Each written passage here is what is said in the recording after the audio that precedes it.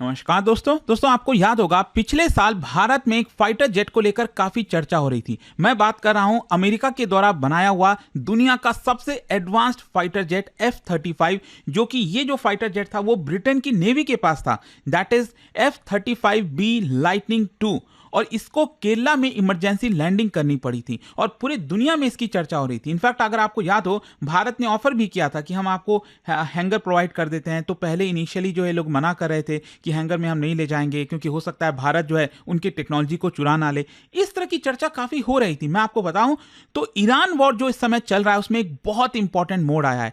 Iran ने claim किया है कि उन्होंने ये $100 मिलियन का F-35 जो जेट है उसको हिट कर दिया है। और इनफैक्ट मैं आपको बता दूं, इसको लेकर एक वीडियो भी रिलीज किया गया है जो मैं आपको दिखाऊंगा यहां पर। सबसे पहले देखते हैं कि हुआ क्या। देखिए, जो पूरा यूएस ईरान का मिलिट्री कन्फ्रंटेशन इस समय चल रहा है, ईरान ने क्लेम किया है कि उन्होंने यूएस F-35 लाइटनिंग 2, ये वही वाला है, बेसिकली अलग अलग वेरिएंट्स होते हैं, राइट। जैसे राफेल में भी आपने देखा होगा राफेल M, जो कि भारत की जो नेवी है वो इसका इस्तेमाल कर सकती है।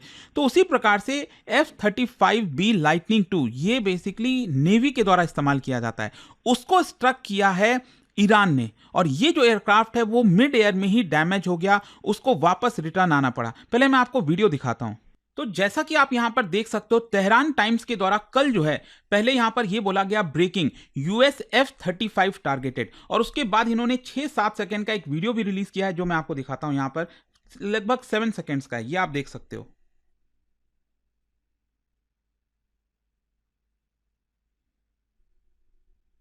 तो जैसा कि आपने देखा वीडियो के अंदर किस तरह से एक फाइटर जेट था जो कि उड़ान भर रहा था, वो हवा में था और अचानक से यहां पर धमाका होता है। तो बेसिकली देखो, ईरान ने क्या कहा, ईरान का ये कहना है कि हमने यूएस F-35 को स्ट्राइक कर दिया है, और जो एयरक्राफ्ट है बताया ये जा रहा है कि वो मिड एयर में डैमेज हुआ और इमरजेंसी लैंडिंग करनी पड़ी। पायलट भी सर्वाइव हो गया है। देखो, अमेरिका ने अभी तक कंफर्म नहीं किया शूट डाउन को, और लगता भी नहीं कि अमेरिका शूट डाउन को कंफर्म करेगा, क्योंकि आप सोच के देखिए, अगर ये पता चल जाए कि ईरान F-35 को उड़ा दिया है तो उस केस में F-35 की जो एक इमेज बनी हुई थी उसको कितना बड़ा झटका लग सकता है। लेकिन हाँ, ये चीज मैं आपको बता दूं, अमेरिका ने एक्नॉलेज किया है कि यहां पर हॉस्टाइल एंगेजमेंट के दौरान एयरक्राफ्ट को डैमेज हुआ है, ये अमेरिका ने एक्सेप्ट किया है। So this is not a confirm destruction. ये अमेरिका मतलब जो फाइटर जेट है ना वो पूरी तरह से खत्म नहीं हुआ, लेकिन कहीं ना कहीं हिट हुआ है, कुछ तो हुआ है फाइटर जेट के साथ, जो कि यहां पर ईरान का क्लेम है। अच्छा, F-35 लाइटनिंग 2 की जो हम बात कर रहे हैं, ये है क्या, ये इतना इंपॉर्टेंट क्यों है? देखो, it is one of the most advanced combat aircraft ever built on earth.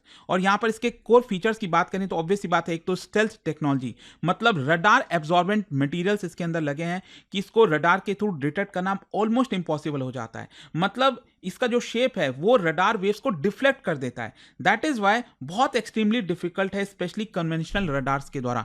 और सेंसर फ्यूजन की अगर हम बात करें तो ये डेटा जो है वो कंबाइन करता है, जैसे रडार से, इंफ्रारेड सेंसर से, सैटेलाइट से, और जो कॉकपिट में पायलट बैठा है ना उसको एक सिंगल इंटीग्रेटेड बैटलफील्ड का पूरा पिक्चर मिल जाएगा। मतलब पायलट रियल टाइम में सब कुछ देख सकता है, जो कि अपने आप में बहुत बड़ा एडवांटेज है। फिर इसके अलावा नेटवर्क सेंट्रिक वॉरफेयर कहा जाता है। मतलब ये जो फाइटर जेट है F-35, ये फ्लाइंग डेटा नोड की तरह काम करता है। ये फाइटर जेट बाकी के फाइटर जेट के साथ भी डेटा शेयर करता है, ड्रोन्स के साथ डेटा शेयर करता है, ग्राउंड सिस्टम के साथ डेटा शेयर करता है। So it is not just a fighter, ये बैटलफील्ड कमांड प्लेटफॉर्म बताया जाता है। ये आप देख सकते हो, लॉकहीड मार्टिन ने इसको बनाया था। अलग अलग वेरिएंट्स हैं, जैसा मैंने आपको पहले ही बोला, $80 मिलियन का कॉस्ट आता है और इससे ऊपर चला जाता है अलग अलग वेरिएंट्स के हिसाब से। जो नेवी वाला है वो आपका $110 मिलियन तक चला जाता है। विंग स्पैन और इसका जो लेंथ वगैरह है वो आप देख सकते हो। अच्छा, F-35 को हिट करना इतना टफ क्यों है? देखो, थियोरेटिकली अगर आप देखो तो बोला यह जाता है कि बहुत मुश्किल है। एक तो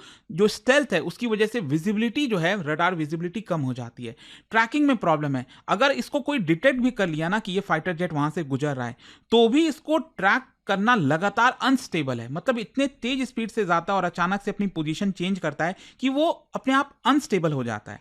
फिर टारगेटिंग में भी प्रॉब्लम है। मिसाइल गाइडेंस जो है उसको कंटिन्यूअस लॉक चाहिए। मतलब फाइटर जेट के केस में क्या होता है, मान लो अगर मिसाइल लॉन्च किया तो मिसाइल क्या करेगा, उसको लॉक कर देगा ताकि उसकी जाकर हिट कर दे। लेकिन इस केस में क्या होता है कि इसको बार बार लॉकिंग करना पड़ता है ताकि फाइटर जेट को हिट किया जाए। तो इसी की वजह से एनालिस्ट का मानना है कि F-35 कंटेस्टेड एयर स्पेस में भी ऑपरेट कर सकता है विथ मिनिमल रिस्क। मतलब अगर ईरान में वॉर चल रही है तो ईरान के एयर स्पेस में जाकर आसानी से ये ऑपरेट कर पाएगा। अच्छा, ईरान अब कैसे हिट किया होगा ये भी तो बड़ा सवाल है। देखो कई सारे पॉसिबिलिटीज हो सकते हैं। सबसे पहला है मल्टी बैंड रडार ट्रैकिंग। देखो जो ट्रेडिशनल रडार है उससे तो डिटेक्ट करना बहुत मुश्किल है, लेकिन हो सकता है ईरान ने एल बैंड या फिर वीएचएफ रडार का इस्तेमाल किया होगा। इसकी वजह से क्या होता है कि अगेन जो स्टेल्थ एयरक्राफ्ट है उसको डिटेक्ट किया जाता है लॉन्गर रेंजेस में।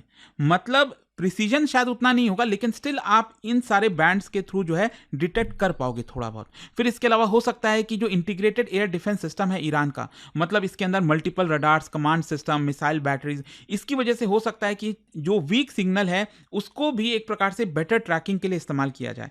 फिर इसके अलावा इंफ्रारेड सर्च एंड ट्रैक हो गया, मतलब जो हीट सिग्नेचर्स होते हैं ना इंजन के, क्योंकि स्टेल्थ का मतलब ये नहीं है कि जो हीट वाला पार्ट है उसको वो छुपा लेगा। जो फाइटर जेट में हीट निकल रही है वो तो निकलेगी ही ना, अल्टीमेटली जो रडार होता है वो उससे बच जाएगा F-35, लेकिन जो फाइटर जेट की खुद की हीट जनरेट हो रही है उसके थ्रू हो सकता है शायद यहां पर इंफ्रारेड का इस्तेमाल करके उसको ट्रैक किया गया हो। तो कोई भी पॉसिबिलिटी हो सकती है। इसके अलावा नेटवर्क एंगेजमेंट, आजकल मॉडर्न वॉरफेयर में अगर आप देखोगे ना, एक रडार डिटेक्ट करता है कि यहां से मिसाइल आ रहा है या फिर फाइटर जेट आ रहा है, और दूसरा जो है उसको ट्रैक करता है दूसरा रडार, और तीसरा क्या करता है, मिसाइल को लॉन्च करता है। मतलब मॉडर्न डिस्ट्रीब्यूटेड वॉरफेयर आपको देखने को मिलेगा, अलग अलग रोल्स होते हैं, तो इसके थ्रू किया गया होगा। या फिर जो सबसे ज्यादा पॉसिबिलिटी बताई जा रही है वो है मिसाइल जो है वो डायरेक्टली फाइटर जेट को हो सकता है हिट ना किया हो। अगर आपने वीडियो भी देखा होगा जो मैंने आपको स्टार्टिंग में दिखाया था, उसमें अचानक से ब्लास्ट होता है, तो मे भी शायद जो मिसाइल है वो फाइटर जेट के करीब जाकर ब्लास्ट हुआ होगा। ब्लास्ट होने की वजह से जो आपका फाइटर जेट का सेंसर हो गया वो डैमेज हुआ होगा, फ्लाइट का कंट्रोल अफेक्ट हो गया होगा। तो मे बी शायद ये मोस्ट प्रोबेबल पॉसिबिलिटी हो सकती है कि ऐसा कुछ हुआ होगा। अच्छा, अब क्वेश्चन ये है कि ऐसा होना अपने आप में इतना बड़ा डील क्यों हो जाता है।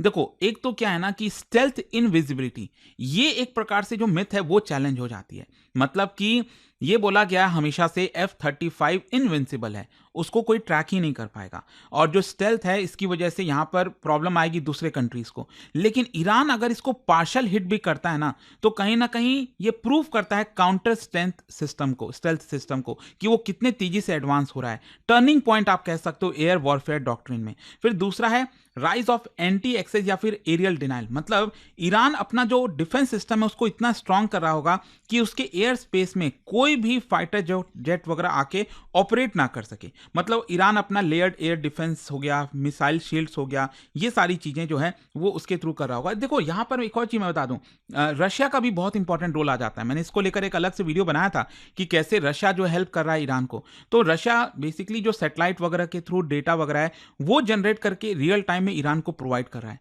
तो उसकी वजह से भी हो सकता है ईरान को यहां पर मदद मिल रही होगी। फिर इसके अलावा साइकोलॉजिकल भी तो है ना ये, क्योंकि ईरान इसको बोल रहा है वर्ल्ड का पहला हिट ऑन F-35, तो इसकी वजह से जो डोमेस्टिक मोराल है ईरान का वो बढ़ेगा, जो स्ट्रेंथ है एडवर्सरीज का वो दिखाने की कोशिश की जा रही होगी। फिर इसके अलावा यूएस डिटरेंस जो इमेज अभी बनी हुई थी उसको एक बड़ा झटका लगेगा। फिर इसका यूएस की जो एयर सुपीरियरिटी है उसके ऊपर भी इंपैक्ट है। यूएस की जो डॉक्ट्रिन है वो किस चीज पर डिपेंड करती है कि हम फर्स्ट स्ट्राइक कैपेबिलिटी रखते हैं, हमारे पास एयर डोमिनेंस है, लेकिन F-35 भी अगर वल्नरेबल हो गया तो एयर सुपीरियरिटी को तो लेकर क्वेश्चन उठेंगे ना। यहां पर वॉर जो है वो और कॉस्टली हो जाएगा और अनसर्टेन हो जाएगा। ऑलरेडी आप देख ही रहे हो ट्रंप यहां पर $200 बिलियन की डिमांड कर रहे हैं ईरान वॉर को लेकर। तो इस चीज को लेकर डिस्कस हो रहा है कि कितना हैवी कॉस्ट चुकाना पड़ रहा है अमेरिका के लोगों को। मतलब अल्टीमेटली तो अमेरिका के लोग ही वो टैक्स के थ्रू पे करेंगे। फिर इसके अलावा जो इंपैक्ट है ग्लोबल मिलिट्री बैलेंस उसके ऊपर भी देखने को मिलेगा। मतलब जो भी कंट्रीज F-35 इस्तेमाल करेंगे, चाहे वो यूएसए है, इजराइल है, यूके है, जापान है, नेटो के एलाइज हैं, वो सभी अपना जो वल्नरेबिलिटीज हैं उसको रीअसेस करेंगे। वो बाकी के इलेक्ट्रॉनिक वॉरफेयर में, ड्रोन स्वॉर्म में, वहां पर इन्वेस्ट करना चाहेंगे, क्योंकि इस तरह की जो सिचुएशन बन रही है। फाइनल कंक्लूजन यही निकलता है कि ये जो इंसिडेंट है ये बहुत ही सिग्निफिकेंट है।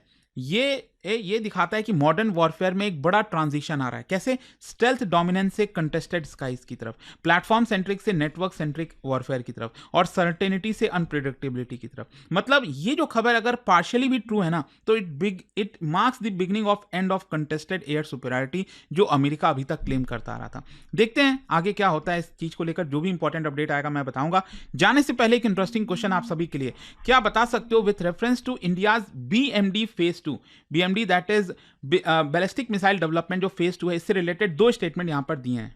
और इसका जो राइट आंसर है दोस्तों, जैसा कि आप सब जानते हो, इंस्टाग्राम पर आपको मिल जाएगा, वहां पर अगर आप नहीं हो कोई बात नहीं, टेलीग्राम से भी ले सकते हैं इसका सही उत्तर। और दोस्तों जैसा मैंने आपको बताया, अगर आप यूपीएससी की तैयारी कर रहे हैं, 2027 और 28 का जो हमारा नया बैच है वो स्टार्ट होने वाला है। इसके अंदर प्रीलिम से लेकर इंटरव्यू तक की पूरी तैयारी आपको कराई जाती है। यूज करना है आपको ये कोड अंकित लाइव मैक्सिमम डिस्काउंट के लिए, और ये फोन नंबर है।